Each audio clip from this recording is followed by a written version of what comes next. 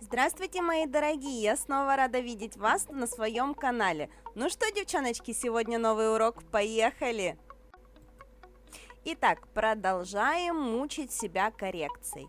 Как вы понимаете, прошлый ролик у нас закончился на опиле, и там я вам говорила, что я накосячила у себя в линии улыбочки по поводу того, что я себе спилила левую сторону и слишком широко заложила правую сторону улыбки.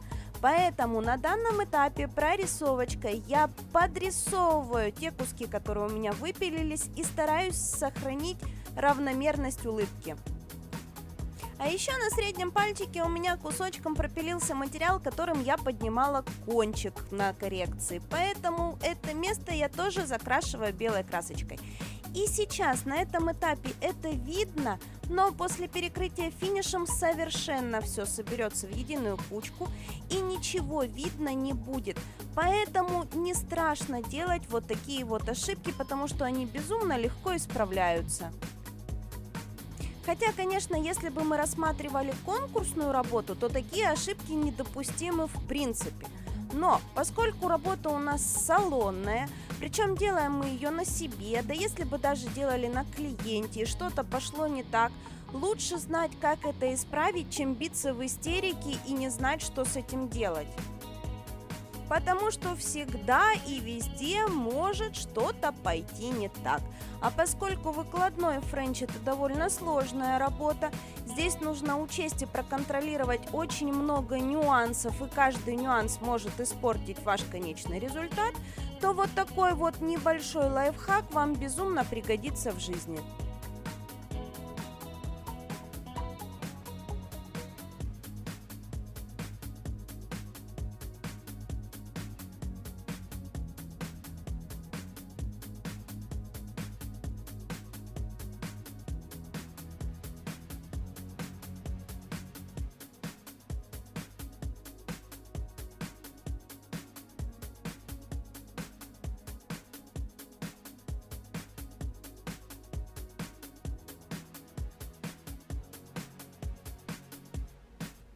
Теперь восстанавливаем в полном объеме наш аквариум.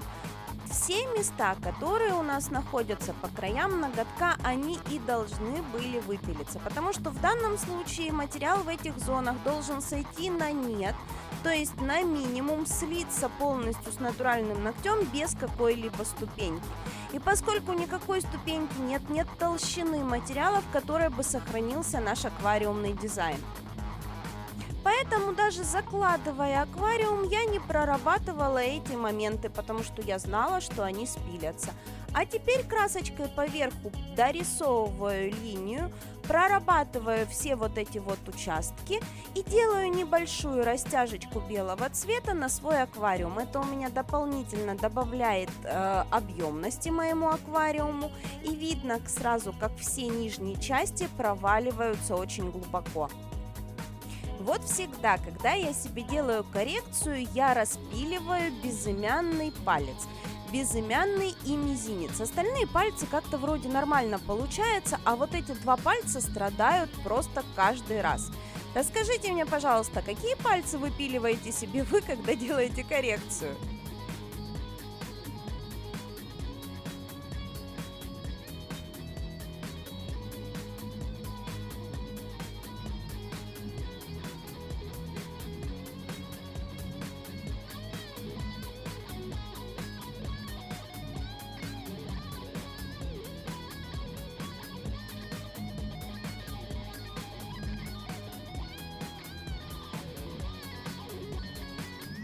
Далее на пальчиках с аквариумным дизайном рисуем морозные веточки. Елочки, не елочки, морозные узоры на стекле, все что угодно. У нас получается направляющая линия, из которой выходит очень много мелких рисочек.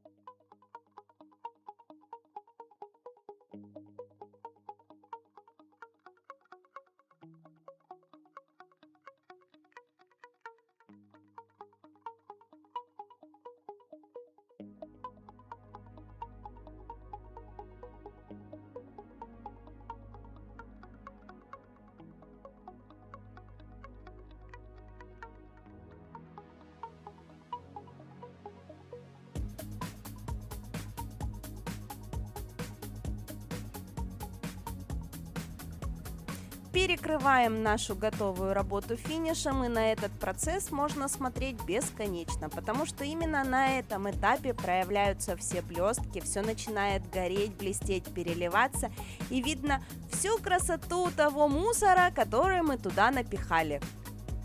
Мне хотелось очень близко снять этот процесс, я по максимуму приблизила камеру, но получилось так, что я из нее постоянно выпадаю. Поэтому в следующий раз, наверное, буду снимать все-таки издалека.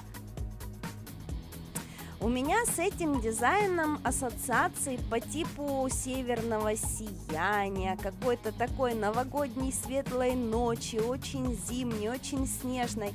А какие ассоциации у вас вызывает данный дизайн?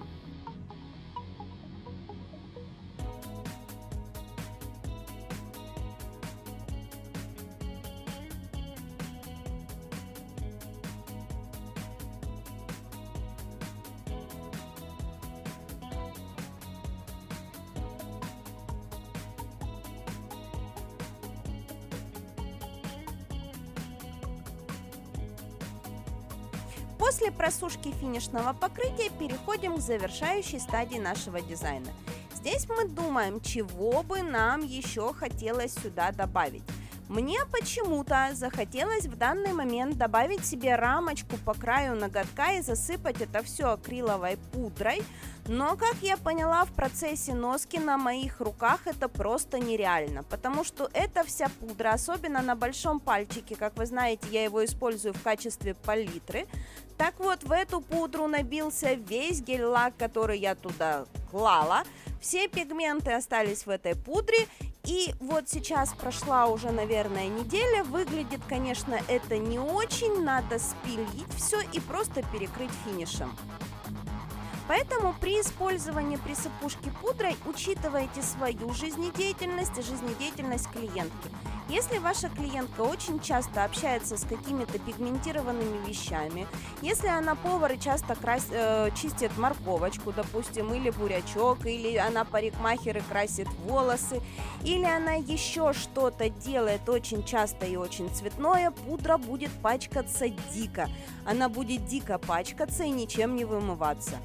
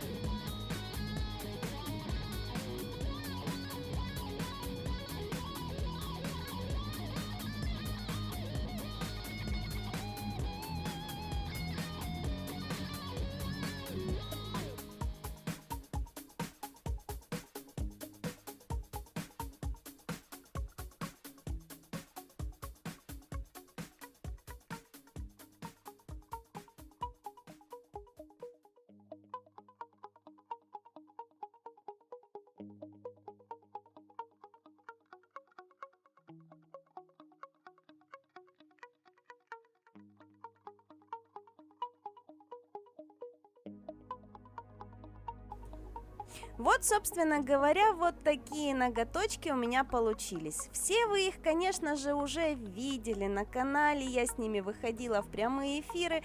Я уже давным-давно спалилась и в Инстаграм, что я себе сделала, но развернутая информация по этой работе вышла только сейчас. Я же на сегодня с вами прощаюсь. До новых встреч, пока!